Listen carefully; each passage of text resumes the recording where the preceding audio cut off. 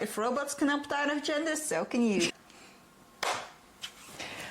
Good morning! It's another Thursday and we are talking today about the Murderbot series by Martha Wells. Yeah. I mean, that's assuming NaNoWriMo hasn't drained your soul and you're a lifeless husk at this point, but we're hopeful. And you haven't created your own Murderbot to get out of this crisis? Yeah, you know, you haven't let ChatGPT come out and kill you in the night. The Murderbot series, it's a series of, I wouldn't say short stories, novellas? Yeah, they're novellas. They're short novellas, but they're very consumable. Very, very good. You found the first one when we were on holiday, and I think we both devoured it in a day. Yeah, I think there must be between 30 and 50k words. Yeah, they're comfortable NaNoWriMo. Yeah, definitely. They're written by Martha Wells, and the first one was published in 2017. How did it come to your attention? Oh, I can't remember. It must just have been like... one of those awards lists or something. Maybe, yeah. I can't recall which awards it's been up for. It has got a bunch of attention. Or just recommendation lists. Yeah. It is a good one. It's a really good one. Are you a fan of Data in Star Trek? Are you a fan of your Roomba being a person? Do you give your Roomba a knife with duct tape? Are you a little bit asocial? Do you empathize with Spot more than the humans in the Boston Dynamics videos? It's basically a series about a sec unit, a security unit. And it's not 100% mechanical. No, it's mechanical organic. Mechanical with human parts, basically. Kind of like a security guard, but robotized. Yeah. She does a few nice linguistic tricks. You don't quite know what the sec unit looks like. It's one of those cases where she under-describes and your mind paints the most vicious thing. The sec unit, which hijacks its own system to get a degree of freedom, but really it just wants to sit back and watch its telenovelas. Oh God, it's such an introvert. It so is. It's basically, so the reason that it's called the Murderbot Diaries is that the sec unit is built for one purpose, security, and they're infamous for killing and destroying. Indeed, you know. They're just an angry little goth in the corner, and they secretly really like soap operas. Yeah. The first thing they've done with their newfound freedom is to hack the system so they can watch human TV. And it's just really funny because there's always a question of freedom, but what will you do with it? If someone decides with their freedom, we're only going to watch telenovelas, does that make their freedom any less worth it? That's the thing that immediately attracted me to the series is... everyone's like, ooh, AI is going to take over and, like, destroy the world and stuff. Maybe it's going to play StarCraft. Too often we ascribe human motivations to inhuman things. I just really enjoy how apathetic the character is. He's very, well, I think it uses its pronouns. It's very asocial, and that's kind of something that you can relate to, because there's often a thing of like, robots are meant to help us, robots are friendly, like the Toyota robots and like Japan's robot stuff. Well, there's a whole question around servitude and slavery and stuff, because obviously if you go back far enough in history, we slaved within our own country, and then we did like colonialism and enslaved like the rest of the world. And whenever we enslave people, like initially with the noble serf thing, it was like nobles of blue blood, vassalage and all that. And then we were like, oh, but they're savage, their race is less intelligent, all kinds of bullshit to dehumanize them so we could treat them thing. And now that's kind of how we treat intelligence that isn't human intelligence, right? We're like, oh, well, that's not actual intelligence, it doesn't have a soul, and we find all kinds of arguments to enslave artificial intelligence to ourselves. I've had a class in my university degree where we were talking about AI, and someone brought up the question of, but does it give consent? If it's intelligent, does it give consent to do all these things?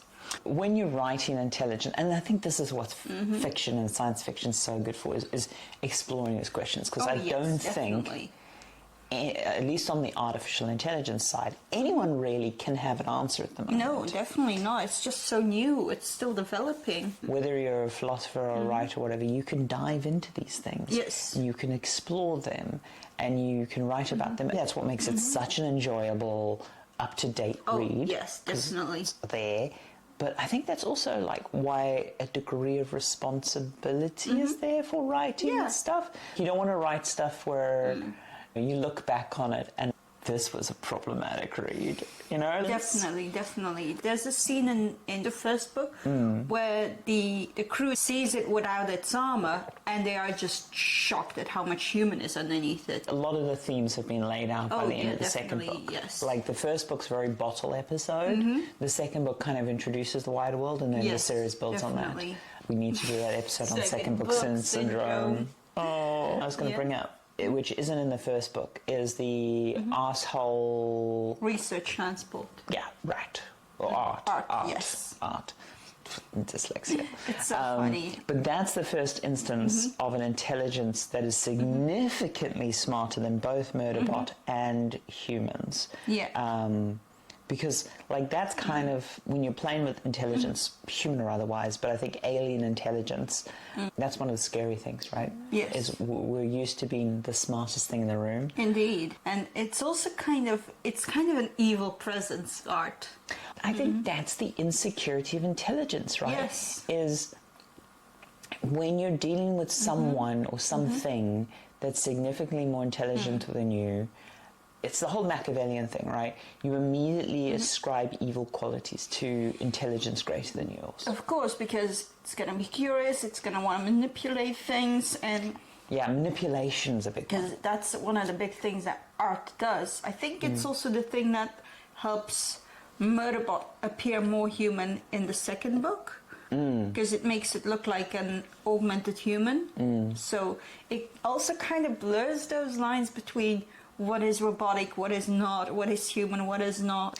The biological, mechanical thing for me is secondary to the intelligence thing. Of course, yeah. Like, I think obviously the sec unit having biological components blurs it, because there's that old philosophy gag about you've replaced your leg with the thing, you've replaced your arm, and then at what point do you think, it's the classic thing we throw at first year students. Ship of Theseus. Well, no, Ship of Theseus is a different situation, but it's this thing of, it's the bloody Germans. I mean, whenever we talk about German philosophers, we're actually talking mostly about philosophy that was happening in what we call the German area, but before Germany was founded. Because basically, they all sat around in the cold, not being able to travel far, and thought dank thoughts. But yeah, the whole dank thoughts. It boils down to whether you have material dualism or monism or whatever. But it's like, at what point does the human stop being human, right? Yes, exactly. And that's also a thing that is so relatable about this character, because it's a grumpy git. Yeah, the flaws make it human. The flaws make it human, indeed. The reluctant hero in some of the books has to contend with the fact that, like, other people see it as a sec unit, which means it has to help people. And it's like, well, fine, as long as you let me get back to my shows afterwards. The immediate thing for Dr. Mensa is to protect it and take it to its home and want to keep it safe, and it doesn't want that. The whole basis of that relationship, a lot of this feels like the magical black person trope. I need to help you. Yeah. When it really doesn't want to be helped. It has a lot of time to think about its own stuff. Yeah, I mean, that's the other thing, right? Is I don't think it sleeps, if I recall. No, it does not. So it basically just has all the time in the world. Yes. Yeah. And I kind of used an AI sort of like that in book 4, where the AI just spends a lot of time just looking at soaps and stuff from another culture and kind of just... I do love that chapter where you did that, and I think one of the like classic writing tricks is to change up the font. Yes. Like changing up the font, obviously in a written medium, it's immediate tone shifter. Yes. If it was like an audiobook, right, you would immediately get the narrator switch to monotone, or you might put a synthesizer on top of it. Yes, indeed. You know. There's so many tricks that you can do with that, and I think that's just such an art. Because I have listened to some audiobooks which were... The content was great, but the voice acting could have been better, and it's like, oh, it's a male narrator, and he does female voices like this. It's like, you can't listen to that as a woman. Just fuck off. Just fuck. The thing is, in the written medium, I love it when people play with fonts and typography for these inhuman perspectives. Indeed, yes. Even if it's just like a typewriter font, which seems to be the standard, but it's like such a... It takes you out of the immersion in a way that you might not even consciously notice at first. Because when you're reading, especially a printed book, you can't change the font. Oh, you mean you, the reader? Yeah. As a reader, as a reader, you can't. On a Kindle, you can, but well, on a Kindle, you can override the author's choices. Yes. We've formatting your books, where like I've had to really learn the digital formats, because you want to be able to allow for text. Yes. But then one of the classic things in writing is where to put the page breaks, right? Yes. When we format in your printed books, I'm always going through and I'm checking, are the page breaks, and especially the chapter breaks, happening in good places, and making sure that there's not like a lead on, all those little things, right? And so there's an intentional like layout pass, right, on a printed book. On a digital book, sometimes you can insert a forced page break, but a lot of the times you have to use some other tricks. Like you can use like 3 stars, say, or like a little bit space between letters, just to make like a horizontal rule, but without the horizontal rule, because horizontal rules look you put some furniture to space it out. I've always thought it would be really fun for like a character shift perspective to go from a portrait to artificially inserting like landscape, so the person has to literally like rotate the page. I don't know. You can create a lot of discomfort with it, like changing the font to a small one or a bigger one, or you've got to be careful though, because it's like how much, and I think that's why font choice is a good one for robot characters, because switching to monospaced font is an immediate indicator of the lack of tonality. This book doesn't play too harsh with anything like that. Yet.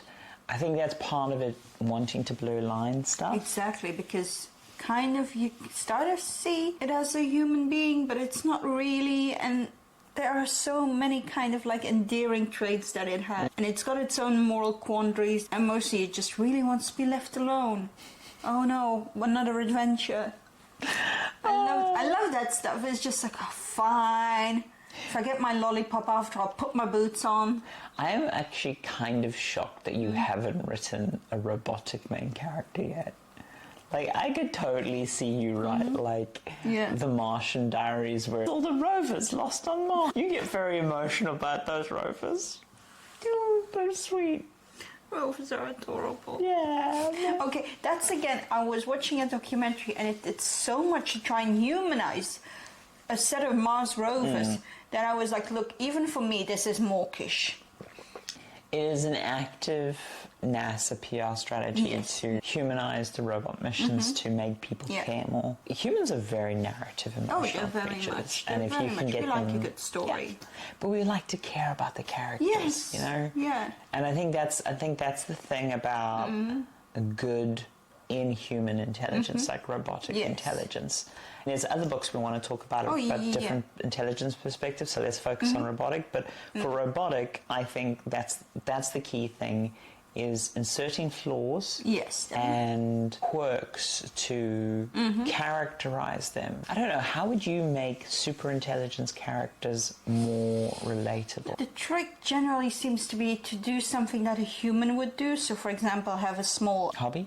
No, like you could give it a pet, which happens in Murderbot, but also to give it little quirks like believing Friday the 13th is unlucky, or you shouldn't walk under a ladder. Superstition. Because that's the thing that's going to separate it from being a machine, because a machine knows it's Friday the 13th.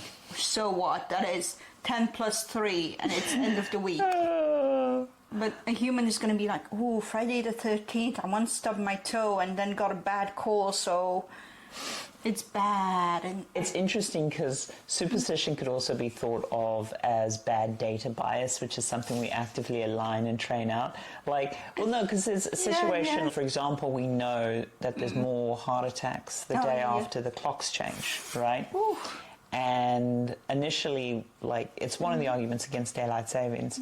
If you were to train a computer on that without further information, one of the things it could think of is daylight savings causes heart attacks. It turns out what it is, it's to do with stress levels and lack of sleep and stuff like that.